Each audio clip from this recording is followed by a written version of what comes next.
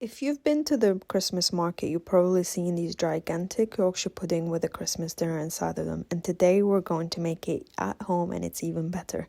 So start adding by your vegetables. You can put any vegetables you like. I've got here carrots, onions, and then some garlic that I cut in half, which I'm going to roast because they're going to be amazing. And I added the seasoning. Now, don't worry if the screen is going too quick. This recipe is going to be on my website.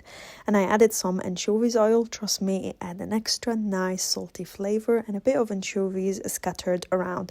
After that, I drizzled my honey and ghee sort of mix on top, mixed everything together, and then I placed a rack on top and started browning my lamb shoulder on both sides for around 6 minutes, and then any oil that comes out of it, I just sort of drizzled it on top.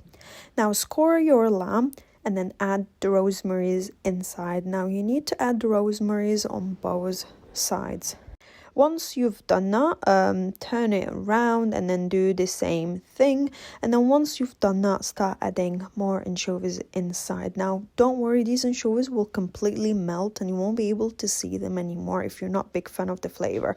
And then add salt and pepper on your lamb shoulder and make sure you do it on both sides and massage it.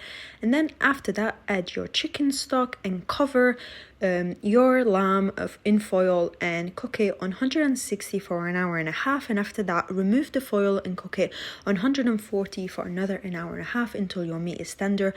Place it on a tray and cover it up with foil and let it cool for a good 40 minutes before you even start slicing it. Now this is what it looks like. The meat is super juicy and super tender.